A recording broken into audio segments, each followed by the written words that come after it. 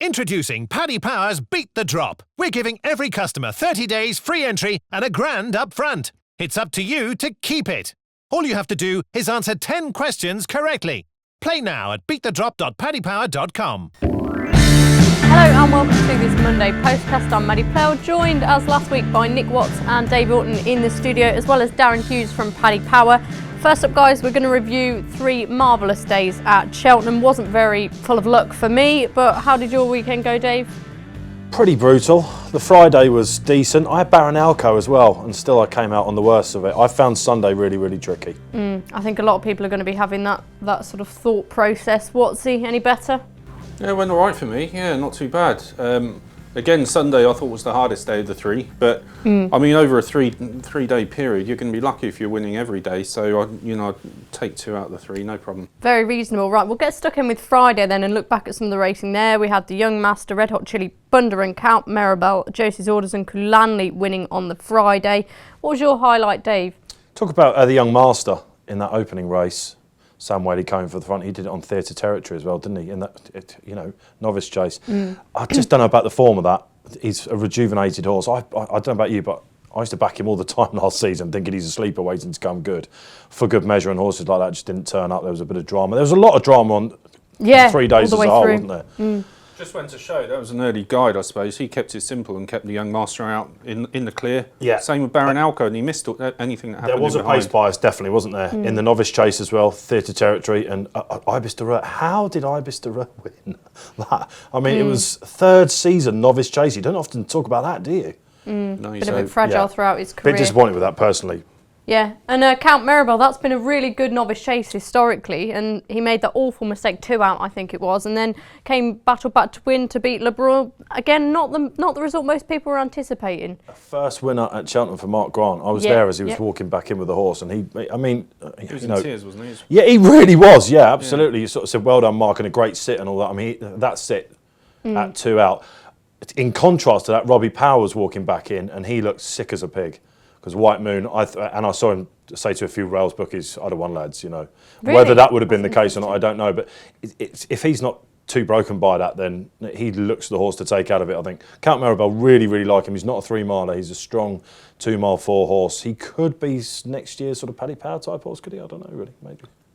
We'll see. We'll go over to Darren. Darren, the Young Master, what have we got him in markets for the future? Could he go to the National? Yeah, I'd imagine so, Maddie.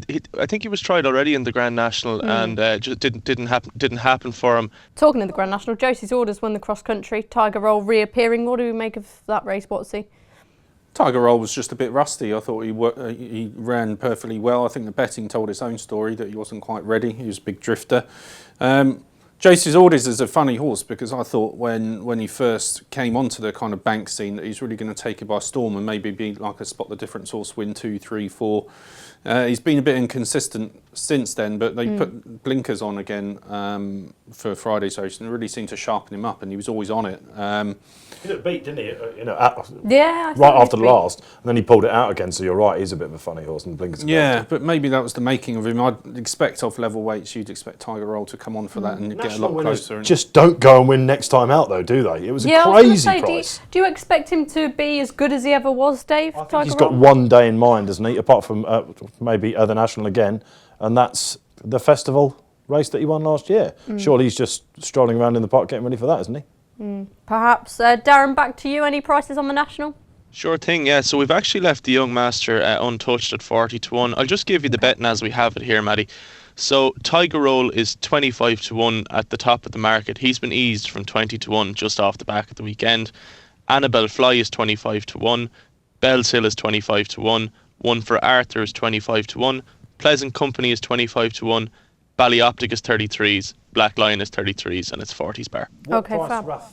Vinden. Rath Vinden. He's my idea. 40-1 at the moment, yeah. 40-1. Yeah, obviously confirmed stamina. You'd be interested in him? Yeah, that 4-miler form, isn't it? Yeah. Okay, so we'll move on to the Saturday then. First off, never adapt. What a whole scenario that was. Friendless in the market, tanked her way to the post in the Triumph Trial, and then sort of took off during the race, and then stayed on again to finish third behind Keldestown and Cracker Factory, Dave. I was pretty scathing about that in my analysis of the race, and the handicap has agreed with me. He's given the winner a Racing Post rating of 130. He's rated 137, I think. So that just shows you it was a mess of a race, wasn't it? We've had the Triumph winners have come from that. Defi Desoi, Apple Shakira went off, of course, favourite for the race. Yeah. We didn't see the Triumph winner, I don't think, did we? No. It's very early to be talking about Triumph winners. There'll be loads coming out. You're back Keldestan in the Triumph, were you?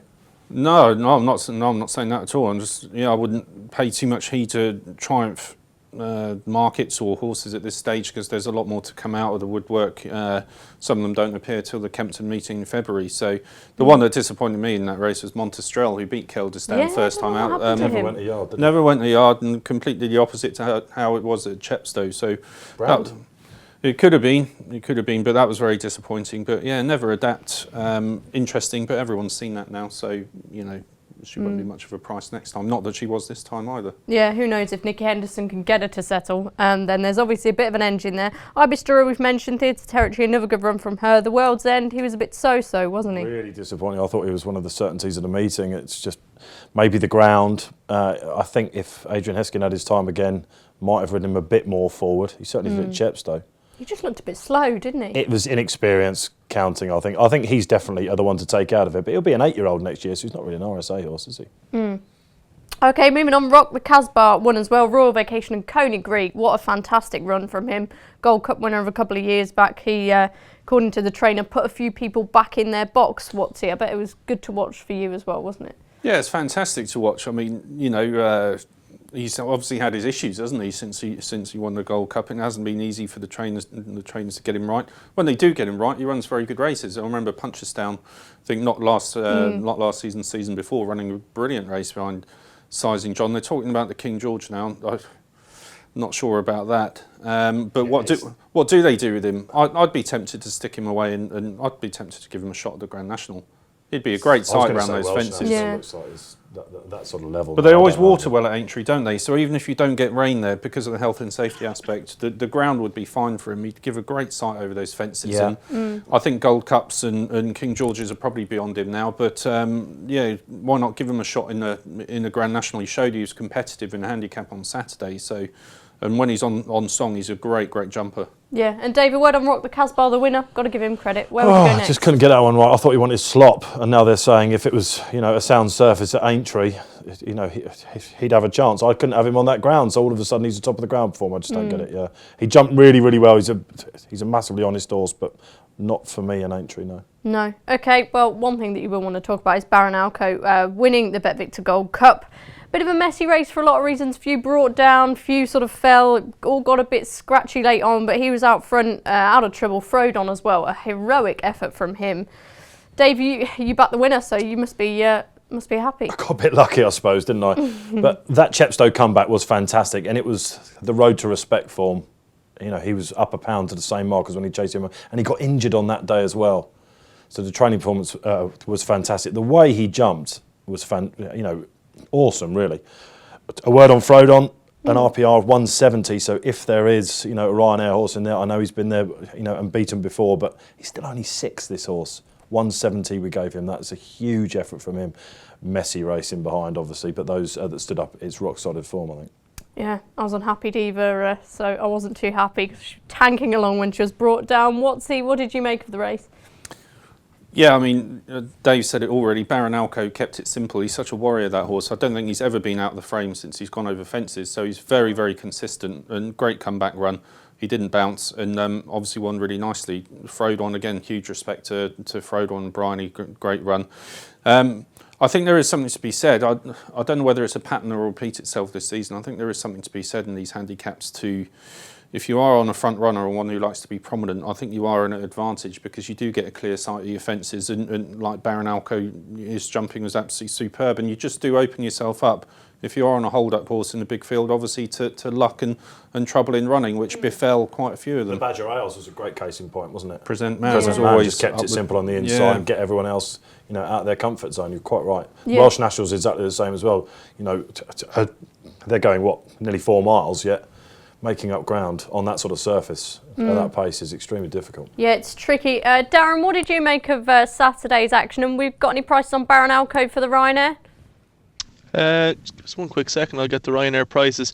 I was a little bit upset, Maddie, to be honest with you. You weren't the only one. This time last week, I took a fairly strong position in 2 races at Cheltenham, the BetVictor Gold Cup and the Greatwood Hurdle, and backed Mr. Antolini and Benatar for both of them. Oh, no. At every price down, and including a bit of to rob a line from your esteemed colleague Steve Palmer, I attempted an old face spitter as well with a big double. So obviously Mr. Antolini didn't get declared Friday. But Benatar did. I woke up Saturday morning with a touch of a hangover, and to see that Benatar was not running, that was enough now to knock me for 6 for the day, to be honest. But yeah, no, listen, all credit to the winner. Really, really impressive. Jumped from fence to fence out in front, can't take it away from him. Frodon, what an absolute hero of a horse. He's been jumping fences since he was 4 years of age, and it's scary to think there could be a small little bit of improvement left in him. He's 3-4 pounds away from being a Ryanair winner, or even, in a poorer Gold Cup, I'd say he could even go close if he was to stay that far. Really, really like him as a horse. I think to carry all that weight and to get so close, he's an absolute legend. Yeah. Sorry, you were looking for the Ryanair Chase then. He is not priced up at the moment, I don't think, but I can look into getting him priced up. No worries at all. Talk about the favourite, Mr. Whittaker. He was case in point again of got behind, sort of plugged on. I really don't think we should lose hope on him. I think he's a really good horse and things just didn't go his way. Would you agree? The mark was high, wasn't it, for that Carlisle win? And it did come just 13 days afterwards, but then Happy Diva was still going well, and she was just off him that day. He looked to me like he was taken out of his comfort zone a little bit. Rather B is the one that surely would have had a say, right? I mean, he was absolutely tanking. Who did you back, Watsy? I was on the winner like you, so got lucky. But, Fools seldom do. Anyway, we'll talk about First Assignment's win because he's priced up for the Betfair Exchange Stayers Handicap Hurdle. We'll talk about him a little bit later on. Moving on to yesterday, So Royal, Dave, another that you said you were pretty keen on beforehand. He threw his hat into the Tingle Creek win. Good to see him back. Yes, although we've given him a racing post rate of 164. I suppose that's on Simply Ned's proximity, probably, and the fact that the race kind of fell in a hole a little bit, didn't he? His jumping's just amazing, isn't it, this little horse? He's absolutely fantastic. He would have had a big say. Surely he'd have finished second in the Arca, wouldn't he, at least, I think, to footpad had he made it. He is definitely a player in the division. I think that, the better the race, the better he'll be. He's mustered around Sandown as well. Yeah. That Novice win was pretty good there last year, so the Tingle Creek's hotting up a little bit. Do you really think he can put it up to Altior? Well, look, Altior's, he's looked like a horse that might want a bit of a trip. So Royal is speed. So he's got to step up again on form. 164 is not a great RPR for that race, I don't think. Okay. Lawler, however we're going to pronounce next year's Arkle winner. Lala. Our producer's saying. He got a race post rating of 160. So it's just £4 off So Royal. So the division is wide open, I think, isn't it? Yeah, you're wise to bring him up. I think 8-1 for the Arcon. I'd much prefer him to Kalashnikov. I was hugely impressed. I've got to keep reminding myself how to say it now. Lala, what do you think? Yeah, no, massively impressed. I wasn't quite expecting that first time out. I'm not sure connections were either because, he has been better in the springtime before. Aintree only. Aintree, exactly. I think Richard Johnson was important to him. I think that's 3 from 3 for him. And obviously, apart from the kind of wanting him to win for the, obviously for Kaylee Woodacott, she's been through a horrible time, and it's so on the kind of that level is fantastic. It's a great story, and I hope it carries on for year after year from here on in. But hats off to her on the training level as well. In terms of she's done a fantastic job with Lola or Layla, however you say it. Obviously, because Lala, sorry. It's a disappointing way to say that, isn't it? Yeah. You want to say Layla, don't you? You do. Layla. But his jumping was absolutely superb. He never missed a beat, and I can understand why he's so prominent in the Arkle betting, and fantastic performance, and hats off to Kaylee Woodacott. It's a great story. Is he your idea of the winner? He is at this point, yeah, absolutely. I was looking at the market. I remember looking at the market when we started these podcasts, so when I came in on the 5th of November, and I think I was just a bit underwhelmed by it, Mengli Khan, as much as I like him, come on. Kalashnikov, I was not as disappointed as some people with him at Warwick. I think Warwick as a jumping test is second only to Sandown and Cheltenham. And if you whiz around there, you've got a definite runner. I think the second might be all right as well. So we'll give him another chance. It's just whether he might be a JLT horse. He's got that proper national hunt breeding, hasn't he? And I don't know, it's tricky. But of course, Lalor has been around Cheltenham now, and this is the Yeah. race that has produced Arkle winners. And it's, usually away from the big festivals, it's one of the top 2 mile novice chases. So the Irish have got to, they've got to bring something out now. I mean, have the Brits got anything else other than Kalashnikov? I think he's probably faced, some really good horses there Henderson yesterday. might have something to say about that, but we'll see. Perhaps. Darren, what price now on Lala for the Arkle? So yeah, Maddie, our traders were really, really impressed with him. We've made him joint favourite with Kalashnikov. Both of them are 6-1 at the moment for the Arkle next year. Okay, I'll give you a full fantastic. rundown of the betting here, actually, Go while I for have it. it in front of me. So the pair of lads are 6-1 at the top of the market.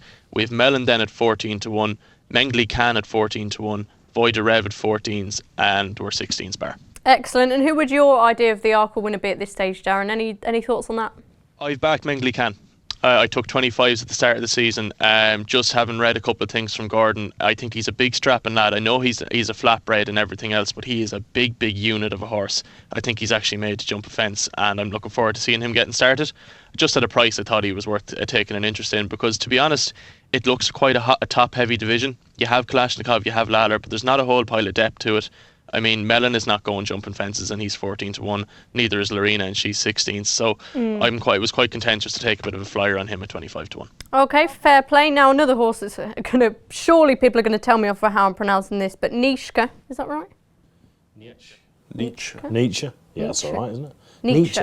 There we go. Anyway, Greatwood Hurdle win. Great to see young jockey get his moment in the sun, and Silver Streak put up a really nice performance in second as well. Going forward, what do you reckon, Dave? 2 flights omitted in the home straight. That was something else to take out of the meeting, wasn't it? Wasn't the first time that happened. So a huge run in. And he's a flat horse. I guess that was in his favour. From a handicapping point of view, I covered that race for the paper. It was all there. Tom Scale put him up, of course, didn't he? It was a big winner for price-wise. You had to be up there, I think. He finished third in the Fred Winter off a higher mark, and Danny took off 7. He was the story of the race, wasn't it? I think the young jockey, wasn't he? Yeah, definitely. Going forward, I wouldn't take a huge amount from it. And like Dave said, the race is kind of compromised a little bit before they even started by the lack of jumping involved. So, yeah, it is all about the jockey. Brian Ellison's had a few close shaves in this race, and it's nice to see one get over the line. I did think he was going to get collared. It looked on the run-in as though Silver Streak was just going to nose in front before the line, but, he's done well to fend him off. Could Silver Streak do a superb story who was put away after finishing second in the Greatwood and came out for Skelton, didn't he, and won? Evan Williams was talking about the international hurdle afterwards, which is quite interesting. Yeah. I found his comments beforehand absolutely hilarious when he said basically he's not good enough, and if he wins, I'll pretend I was expecting it because I really am that shallow. I love like that though. He always says I'm just a mad old farmer and pretends he doesn't know what he's doing. He absolutely does. He's a trainer. He's a very shrewd. The thing is about guy. Silver Streak, he had to prove himself at Cheltenham. They wanted to run him there before, but the ground had always been against him. But here we are in November talking about nearly good to firm ground. Yeah. And it was heavy, at the festival last year, so it's topsy-turvy. Will he get his ground in March? That's what we now got to be asking ourselves. Oh God, another Nichols horse to run really well. Verdana Massive. Blue, she ran a race, didn't she? Western Rider, all looking fairly solid. Any plans for the beaten horses? Where do you think they should go? I'd take Western Rider out of it. I think he went on the inside, although I put him up, so I've got a little bias for him. But just looks like a horse that's stuck in between 2 miles and 2 mile 4 to me at the moment. Maybe they'll go He's so chasing. tripless. I don't. That's not good, is it? Yeah. That's not good. But he's a lovely horse. I mean, he's a got real the try. class. And Johnson took him on the inside, which maybe didn't help. But Darren, over to you. What did you make of the Greatwood Hurdle, and any prices for future targets? Well, the first thing that I really noticed is I think Danny McMenamin deserves serious credit for having the balls to go wide around Cheltenham. Do you know what I mean? For a claimer to ride that race the way he rode it with such confidence, that was really, really impressive to me. One that kind of stood out to me was not that Fuse, I'm not sure how to pronounce that. Fussy, is it? Not a clue. It's a silly enough way to spell fussy if that is it. Yeah, Fuise I thought it was Fuise, yeah. Chased home That's- Seddon, didn't he, at Stratford, and then he didn't run a race. Dan yesterday. Skelton was quite happy with him beforehand. I spoke to him beforehand. He thought he'd run well, and he did. Sorry, over to you, Darren. Sorry, Maddie. No, sorry, you're grand. I thought he'd need further. I think in time, 2.5 miles might end up suiting him. He kind of got momentarily outpaced and just stayed on as well. The hurdles being omitted wouldn't have helped him either. I do think if Jerry McGrath had his chance again, he might ride Verdana Blue slightly differently, but it was probably a little bit difficult to expect her to turn around in such a short space of time and to go out and win this as well. Overall, yeah, I wasn't madly impressed with the race. I don't think there'll be any graded performers out of these, or conditions race performers out of this race. I'm just happy to let it happen. Okay, before we move on, final two races, Elixir de Nuts won the Supreme Trial. I wasn't overly impressed by him, but I guess it was a nice run, and Master Debonair battled on well to sort of avenge his narrow second in the bumper a few weeks earlier. Impressed by either of those, Nick? Impressed to a degree with Elixir de Nuts, but it kind of makes me more interested. I'm sure we'll come on to him. There's a horse called Thomas Darby who beat Elixir de Nuts last time out of Ollie Murphy's, who's in a few times this week, so it makes him very interesting. And yeah, the bumper horse won nicely, but I think they're all going to be chasing shadows, because I saw one at Punchestown that looks exceptional. Oh, we have to give him a mention. Malone Road, and they're saying they're putting him away for the festival. He's 6-1 favourite, which does seem generous to me, because he looks an absolute tool. Park have gotten on the flat or something. Yeah, but that's what I thought when I was watching him. He deserves a big mention now, but he sort of has so many gears, Well, the second is meant to be good, Mount Leinster. Yeah. And he made him look ordinary, made him look slow. So if they can keep him sound, then I think we're all chasing shadows. The interesting thing about that is when Malone Road won on his rules debut, Willie had the third in the same colours that Mount Leinster originally was, and yet they still backed the life out of Mount Leinster yesterday, and look what happened to him. So yeah. I think we've got a serious horse. They won that bumper with Sam Crow 2 seasons ago. Unlike Gigginstown, Shively Park will want to go to the Cheltenham bumper, so yeah, he's going to take a lot of beating. Yeah, Darren, you're our man to speak to about him. Malone Road, he looks a beast, doesn't he? Absolutely unbelievable. I have not seen a bumper horse just with that instant turn of foot for a point-to-pointer as well. Do you know what I mean? He won his point, and even the first day that he ran, it was just the instantaneous. Once JJ Codd pressed the button, he was just gone. Mount Leinster is definitely no slouch. I know Patrick Mullins for a fact loves that horse, so for him to be made look as ordinary as he was yesterday, that says an awful lot about Malone Road. I think he is potentially an absolute machine. Just clarify what price for the champion bumper. They are going to put him away now, aren't they, until Cheltenham? Yeah, I'm not sure how much of a fan I am of that decision, to be honest. There's a lot of water under the bridge between now and March, but listen, Gordon Elliott knows best. I have some betting here. So Malone Road is now 9-2 fav from sixes at the top of our champion bumper market, and after that then it's all big prices. So it's Mount Leinster 25-1, Energumen 33s, Silver Forever 33s, Rebel Oak 33s, Interconnected 50-1, and McFabulous 66-1, who was beaten yesterday as well. Yeah, he was quite disappointing, McFabulous. We'll move on now to the Morgiana. Super Sunday and Sam Crow both out, so it, in theory, paved the way for Faheen to make a triumphant winning return, but it didn't work out. Stablemate Sharjah taking the spoils. Dave, let's start off with Faheen. Where would you go now? Up in trip seems the obvious option. I felt for Faheen yesterday. I don't think that Ruby Walsh and Rachel Blackmore were the best of friends probably at the end of that meeting, because there was the Novice Hurdle, wasn't there, when he nearly knocked him out on relegate as well. So there were probably words there, but she just took him on, on that tombstone, and you just can't go that sort of pace. But Faheen had to go from the front, one way of running. He won the race, similarly last year, but you just can't keep up that gallop. And Sharjah just picked up the pieces. I think it was a bit of a shambles of a race, really. I like Sharjah, but there's no way that he's going to be winning a champion hurdle. I think he could potentially place him on. We saw that last year horses ridden coal can come and pick up the pieces for a place, but it was just all about Faheen. The ground would have been quick enough for him as well, I think. Had it been soft ground, he might just have kept going. But you're seeming not too downbeat on Faheen, really. No, definitely not. He's a staying hurdler, and he came into that because Mellon wasn't working very well, Willie said afterwards, so that's why he went there, and the ground for Lorena and the others. So yeah, it was just a disappointing spectacle. Okay, fair play. Sharjah, what's he? Would you give him an each way chance in a champion hurdle? No, not really. No, I don't. I'd echo what Dave said. I mean, when you open up the paper on Wednesday, or whatever, and you see the entries, you think this is fantastic. It's going to be a really good race. But then all of gradually Mellon doesn't run, Lorena doesn't run, and then Super Sunday doesn't run, then Sam Crow doesn't run. I didn't really see, I might be told off for saying this, but the ground was good to yielding in places. What is wrong with that to stop horses running? A good ground should be a level playing field for everyone. Enough juice in it for horses that want a bit of juice, but enough spring in it for horses that like it a little bit quicker. I don't see on good to yielding ground any reason at all why Sam Crow Super Sunday couldn't have run. Well, Sam Crow, I get it, because there's massive pressure on this horse now. Well, I And don't. he has to win next Surely time all the out. pressure's round. off because he's been beaten I'm by not so Betfair. sure about that. I think they are under pressure. If he doesn't win again next time, then the gloss off this absolute monster, the second coming type thing. I can sort of understand why they didn't. But on that point, this meeting and Cork as well is supposed to be the real start of the stars coming out. And I was underwhelmed by both of them, especially Cork. I thought it was a disappointing meeting. It's not their fault at all, but we need the rain to come badly now because otherwise we're going to have this massive backlog of all these great novices. Yes, they may take each other on, but we need to get them out now. Punters need to see them. We're crying for it.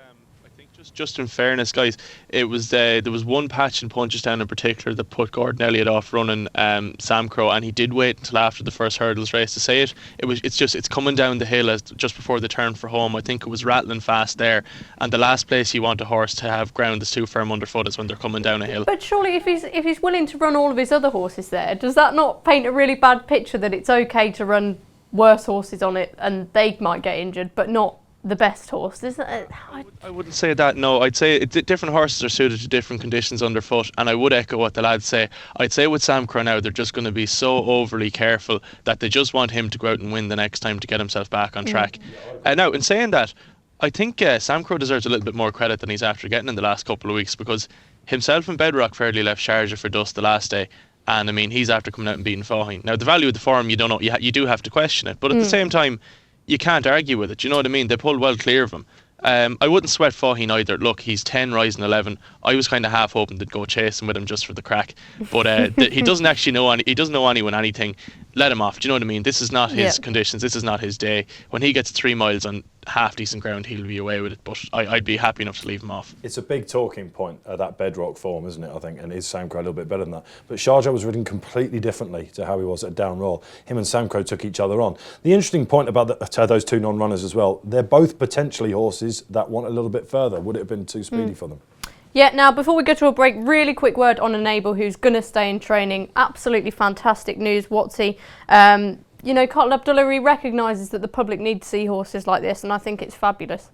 It's fantastic. We could have a triple arc winner by this time next year. How good would that be? Love the horse. Great she's been kept in training. Look forward to seeing more of her. Yeah, really, really quickly, Darren, what price are you for Enable for a third arc? We've just clipped a half point off from Maddie, 7-2 from 4-1. The consensus here was that we half expected her to stay in training anyway, so nothing has really changed from our point of view. Yeah, fantastic. We'll get back cracking with the jumps just after this. Introducing Paddy Power's Beat the Drop. We're giving every customer 30 days free entry and a grand up front. It's up to you to keep it. All you have to do is answer 10 questions correctly. Play now at beatthedrop.paddypower.com. Welcome back to this Monday Postcast. We're going to preview Saturday's Betfair Chase from Haydock just now. What's it shaping up to be a real cracker if they all turn up? Yeah, no, it is. It will be a thriller. I think it's a race that's all about conditions. I think if we had a wet forecast and a wet week and we had ground similar to last year, I think Bristol to May would be a certainty. Looking at the forecast, I don't think there is much rain around, so no. I think this could be a different kind of Betfair Chase than we're used to. Last 5 editions have all been on softer, heavy ground. If this is on good, then I see it as a rerun of the Gold Cup. I think Might Bite comes to the fore, whereas on heavy ground he might not even be risked. And Native River, I don't think minds it good either. I think he's more versatile ground-wise than maybe people give him credit for. So I would have those two coming to the fore, and I would think that on good ground, Might Bite would win.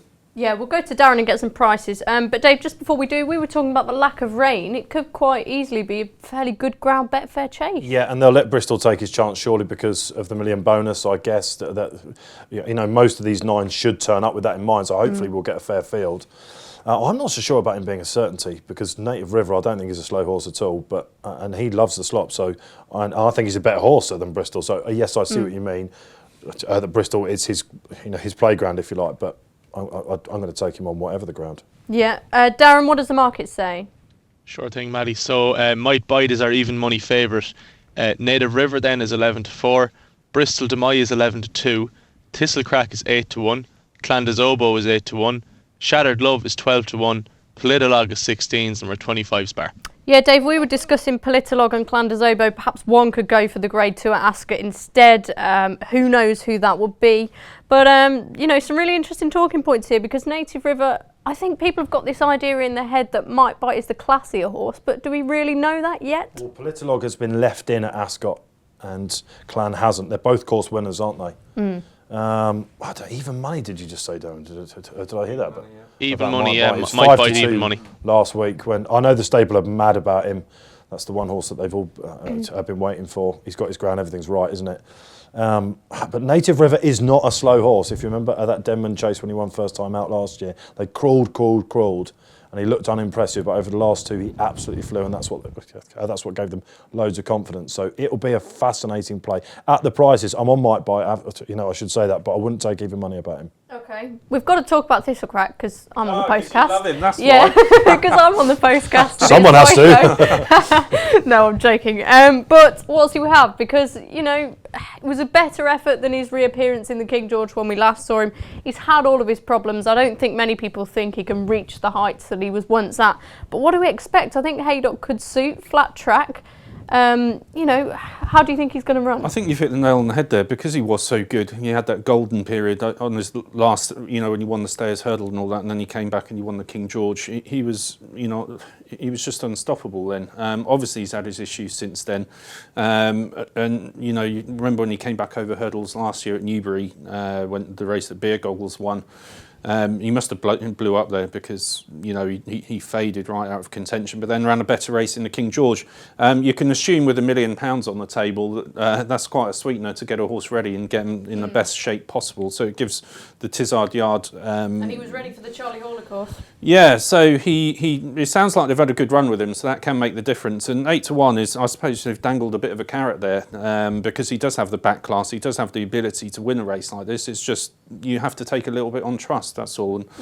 And, he could do it. I know you'd love to see it. I think you'd be in tears if he did it. He did. Come on, fill me with confidence, guys. I just think that Thistlecrack, my own personal opinion on him, just very quickly, is I think he was beating up horses. I don't think that the Staying Division was as good as it is now or was before him slightly. Corto Star and Devon had just exited. There was a little bit of a hole there. He's as good a Staying Hurdler as I can remember, but. Well, a lot of people are saying they should just stay over hurdles with him and he'd win that, so maybe that's an option. Politolog, a word on him stepping up in trip this season. How high do you think he can fly? Probably go to Ascot, I would imagine now, having looked at those decks. Him and Min, the rematch of Aintree, where he looked certain to win Min, didn't he? He just got worried out of it. I would expect the two of them to fight that one out, I think. So maybe he will be the defector in the pack. Yeah, and Darren, which of the Irish horses do you think could come over? I think Gig and Son have had Outlander in this for a few years now. Disco is entered at 25-1. I'd love to see him run up. Was he in the final 9-day? He may not have been. Don't think so. Outlander and Don Foley. No worries. There's your national Apologies, winner. guys. Look, I don't think either of those two are good enough, to be honest with you, to worry the top of the market here. For me, Might Bite is an absolute certainty in this. I think he'd have won the Gold Cup on a better surface. I do hear that Native River is not slow. I think Might Bite is potentially something special when he gets anyway decent ground. Like it was a bog at Cheltenham last year. Native River would be obviously the one to run him closest. Bristol de Mai is shite when it's not a bog.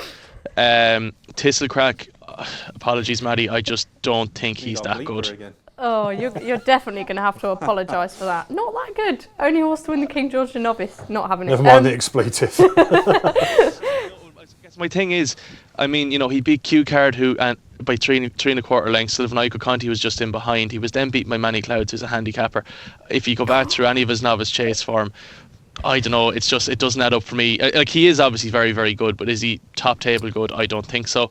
I think this definitely just concerns the top two in the market, and for me it's Might Bite. I think he could potentially be a legend. Fair play. I can jokingly mention that Ibis de Roe, he was miles behind him when he won a Novice Chase at Newbury, and he went out and won at Cheltenham. But I will leave it. That's knowledge. The other decent race at Haydock is the Betfair Exchange Stayers Handicap Hurdle. First assignment, he's been out. He's been winning two. I don't know, how would you assess the two races that he's won at Cheltenham this season, Dave? Extremely impressive on Saturday. Although, again, he sat in the right place at the right time. If it hadn't been for the loose horse, he would have won a bit further. We've given him a Racing Post rating, I think, of 145-ish. A penalty's going to take him into the if he runs at all, 140-ish. I'd be amazed if they didn't, I think, because he didn't look to have a hard race, didn't he? And this is his chance to to land a big one. When I looked at the anti-post market, I had a short list of like 14, which sort of sums it up. And he wasn't on it. He needed to win that big race. He's now done it, so it's a short list of 15 at this stage. He goes right into reckoning. He has to be favourite, I think. Would I back him at around about 3-1? Not sure, but he has to be favourite for that. Yeah, me and Darren aren't friends anymore, but I'm still going to go to you for betting on this one. Sincerest apologies, Maddie, I didn't mean it. First assignment is our 3-1 favourite. Chef de Zobo is 9-2. Paisley Park is 5s. Folsom Blue is 8-1. Dragon d'Estraval is 10s, and we are 12s bar.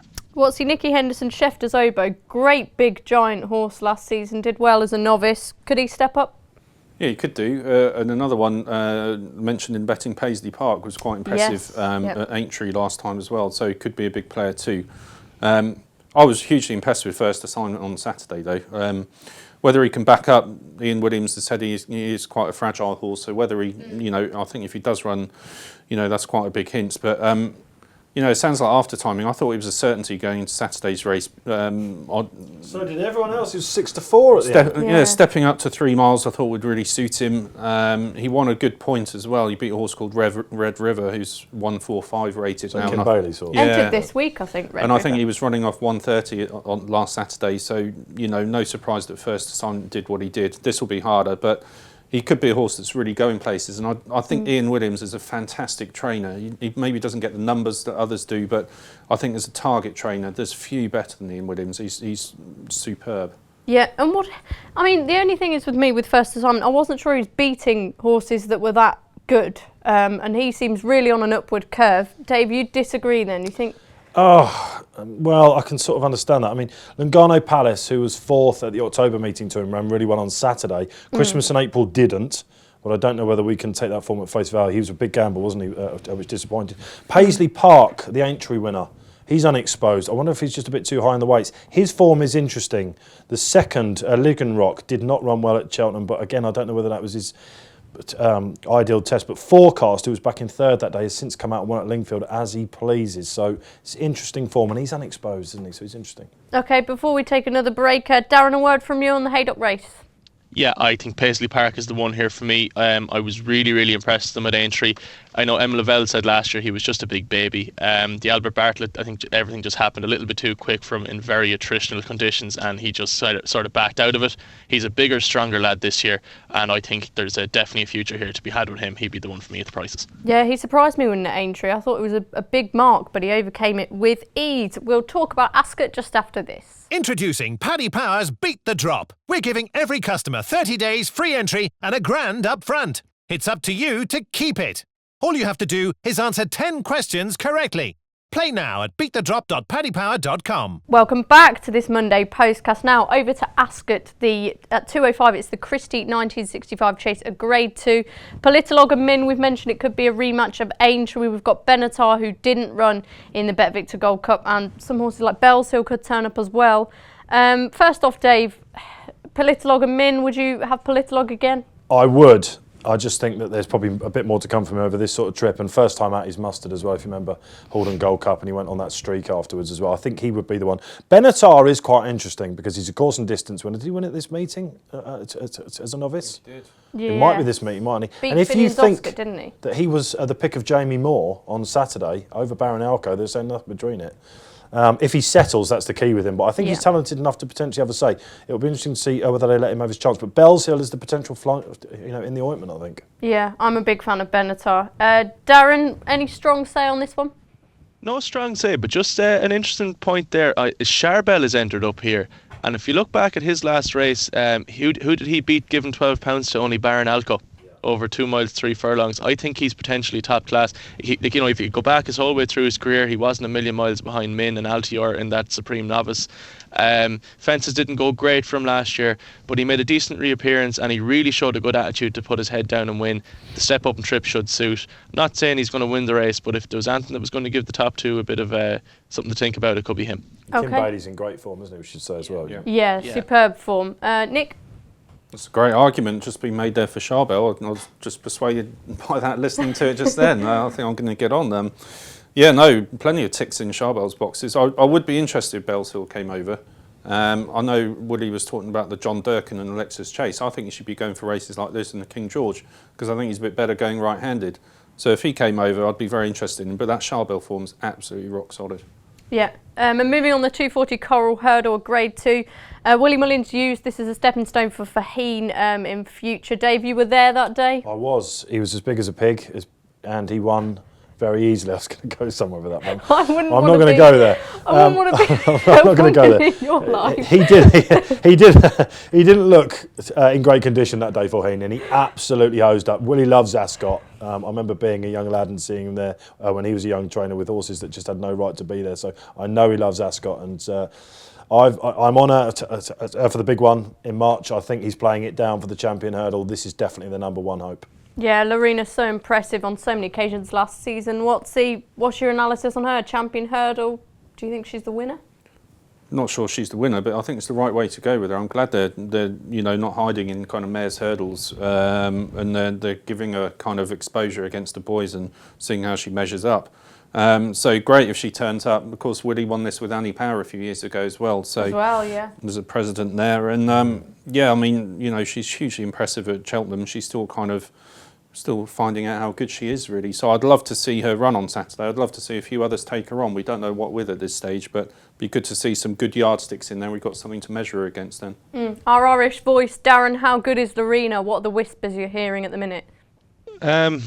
I think potentially she is something different than what we've seen so far. All I would say is, Willie being Willie, he's a cautious enough sort of fella, and he said in his stable tour at the Racing Post today that the owner is quite keen to go for the Champion Hurdle, but, and I quote directly here, it might make more sense to stick to the mares races at Cheltenham, which I know will sicken absolutely everybody. Hard to know what she's going to be up against here. I just see the BHA have just reopened the race due to the lack of entries. So if she rocks up here, I'd say she'll scare off everything else. But I just want to see her and see how she's summered. She's a little bit older now, and then that would make up my mind as to how good she actually is. Yeah, quick price on the Champion Hurdle before we move on. Yeah, I sure have. She is at the moment 6-1, third fav. I'll just go through the betting at the Champion Hurdle actually. Bouverdare's 2-1, Sam Crow 4-1, Lorena 6-1, Mellon 8s, and we're 12s bar. Yeah, it could look a big price if she absolutely bolts up on Saturday. Remember that Bruce will be back on Friday to cover all the cards, Haydock and Ascot in detail then, so make sure you tune in for some more tipping. Midweek racing now, we've got some really good midweek action. We've got the Hyde Stakes Kempton on Wednesday, we've got good cards at Chepstow on Wednesday, and then various other places Thursday, Wincanton, and then Friday at the start of Ascot's meeting and Kempton as well. First off, David, fancy from you. What do you make of this week's action? Just before Watsy lowers the tone, I'll stick on some class. The Hyde Stakes looks interesting. Like straight right, it looks like he could get his hat trick. Silver Quartz for Hugo Palmer. Looks like he's got a stiff task at the weights, but I think he's up to this class. Friday at Ascot, one of my favourite jumps cards of the entire season. It's really informative. Wherever this Danny Kerwin goes for Nichols, the horse that massively disappointed in the Aintree bumper when he just wasn't right. He's in 2 races there. Whichever one, I think he'll win. Okay, no, I know Nichols was absolutely cursing himself, not wishing that he hadn't run him at Aintree. What's this week's action? There's going to be a few nice horses out and about reappearing. Yeah, no, absolutely. I don't know what you're talking about Kempton for. We're in November now. It's jumps all the way, surely. Forget your straight rights, David. Forget that. We got. Did they leave you out too? He's in 2 entries. He's in at Warwick. Saying it correct now. Saying it correct now. So that's an improvement. So that's good. He's in at Warwick and Ascot. Just to pick a couple of names. Time to move on. Fergal O'Brien's horse, unbeaten. Round Exeter last year. Thomas Darby, the one I mentioned earlier, who beat Elixir, did nuts last time out. He's in at Ascot, isn't he? He's in at Ascot. Looks really good. So there's loads and loads to get stuck into this week. Forget your Kempton. Go to Warwick, Chepstow, Ascot, and that's where all the good stuff is. Consider ourselves told. Darren, over to you. Just a quick one on the Kempton race. I think the winner of that is Hathal. Ladis is not at all representative of what he can do. He was badly hampered, and he is bred for the all-weather. He's a decent enough draw, and he'd be the one I'd be interested in once I see the prices, of course. For the rest of the week, couple of interesting points. She Might Bite for Nikki Henderson is entered on Wednesday at Warwick. Now, she is no relation to Might Bite whatsoever, other than the fact they're both out of Scorpion. Just the name is of interest, and I know he gave her a favourable mention in a stable tour recently. The Clock is Ticking is entered to make his chasing debut tomorrow in Fakenham in a 3-runner race. There's one tomorrow in Southwell. Enabai for Harry Fry and JP McManus. It's in the 250 race. She only had one run for Harry Fry last year. She had a respectable effort beside AC Milan on New Year's Day at Cheltenham. She's had a wind up. And then finally, EK Berg for David Pipe and Cheveley Park is entered on Wednesday at Chepstow. Won 2 graded bumpers in France, and again David Pipe was very complimentary in a recent stable tour of this lad.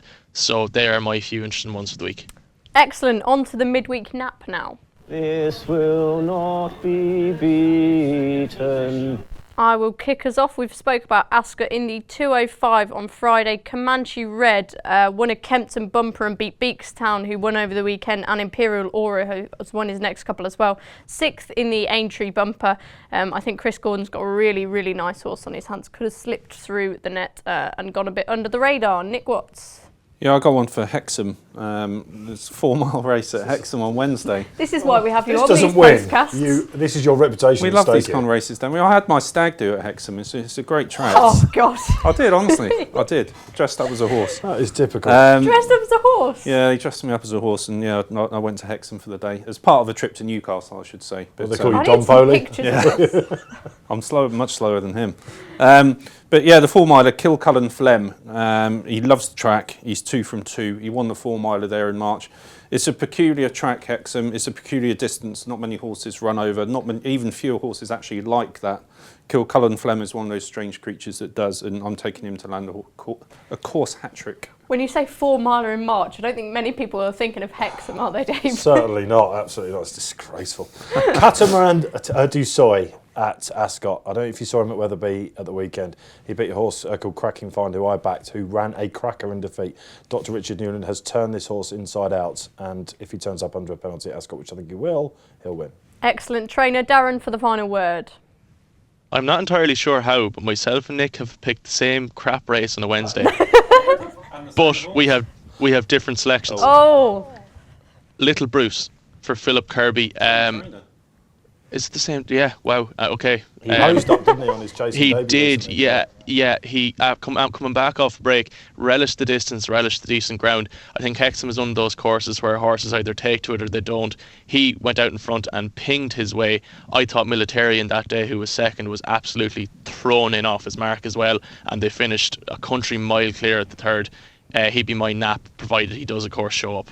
Is that in the same race? Is that in the 4-miler, is it? The 4-miler, What yeah. are the odds on that? You've got to watch it, Dave.